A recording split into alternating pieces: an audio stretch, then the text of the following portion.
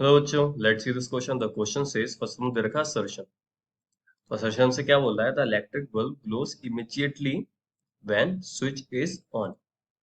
And reason से क्या बोल रहा है? रीजन बोल रहा है the drift velocity of electrons in a metallic wire is very high near speed of light. सबसे पहले हम बात करते हैं इसके की कॉन्सेप्ट की कॉन्सेप्ट। यहाँ पे की कॉन्सेप्ट क्या होगा? यहाँ पे हम ड्रिफ्ट वेलोसिटी की बात कर रहे हैं। तो ड्रिफ्ट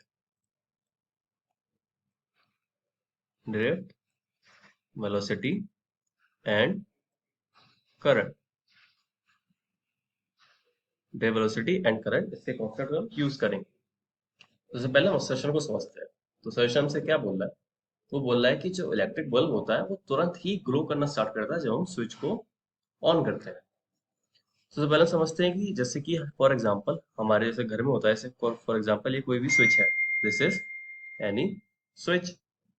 तो इस स्विच से हम एक वायर कनेक्ट करेंगे और उस वो वायर कनेक्ट होता है किसी भी एक, फॉर एग्जांपल बल्ब से। हम इसको ऐसे बल्ब मान लेते हैं।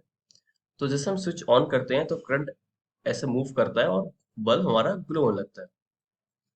तो इसका जो ये मेन कंपोनेंट है, जो करंट को ले जा रहा है, वो है ये वायर। तो पहले वायर की वर्किंग को समझते हैं कि वायर किस तरीके से वर्क करता है। तो मान लीजिए ये कोई एक वायर है, जैसे एनी मेटेलिक वायर। तो वायर में क्या होता है? वायर में बहुत सारे फ्री इलेक्ट्रॉन्स होते हैं, बहुत सारे फ्री इलेक्ट्रॉन होते हैं, जैसे ये इलेक्ट्रॉन। बहुत सारे फ्री इलेक्ट्रॉन, हर जगह इलेक्ट्रॉन फ्री इलेक्ट्रॉन होते हैं, इसको हम चार्ज कैरियर भी बोलते हैं। चार्ज कैरियर या फिर फ्री इलेक्ट्रॉन। वो ऐसे रैंडमली किसी भी डायरेक्शन में डिसओरिएंटेड होते हैं, वो किसी भी डायरेक्शन में मूव कर रहे होते हैं या फिर एग्जिस्ट कर रहे होते हैं। ये फ्री इलेक्ट्रॉन्स होते हैं, फ्री इलेक्ट्रॉन्स। या फिर हम दूसरी भाषा में बोले तो कह सकते हैं चार्ज कैरियर। और जब हम इस वायर से कोई भी एक ऐसे करके एक उनका सर्किट कंप्लीट करते हैं, इस तरीके से हमने सर्किट कंप्लीट कर लिया, उसके अक्रॉस एक हमने बैटरी कनेक्ट कर दी। तो क्या होता है?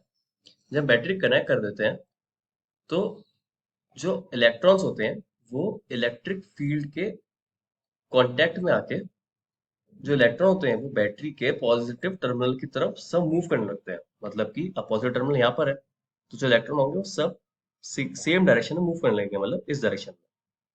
पहले तो ये अलग अलग जगह मूव कर रहे थे, और अब ये सब सेम डायरेक्शन में मूव करना स्टार्ट कर देंगे।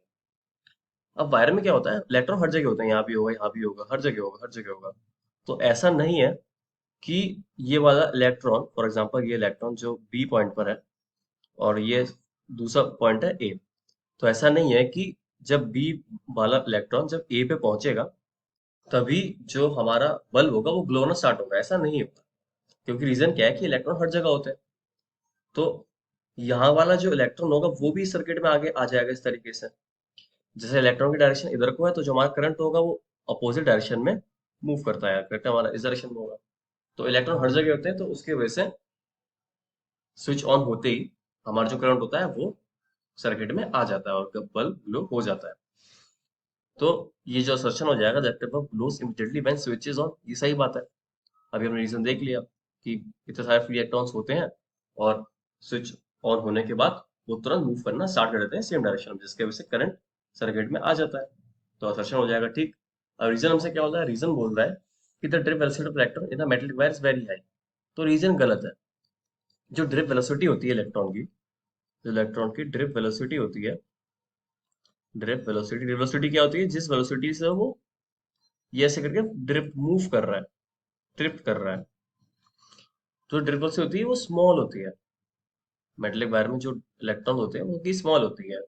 ऑलमोस्ट हम मान सकते हैं कि वो 0.1 या फिर 0.5 मीटर पर सेकंड के वैल के ऑलमोस्ट होती है, मतलब इतनी लगभग होती है। तो काफी स्मॉल वैल्यू है, तो ये काफी स्मॉल होती है, तो हमारा रीजन हो जाएगा गलत।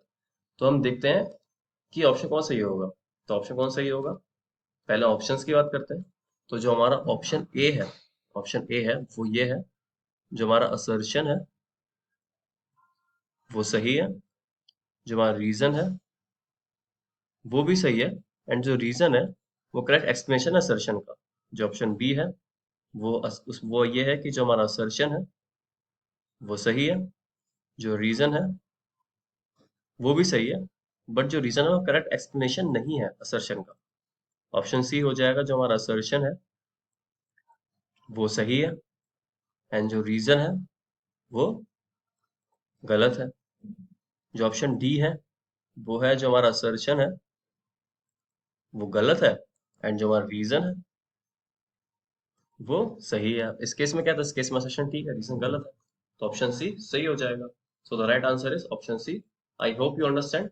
All the best.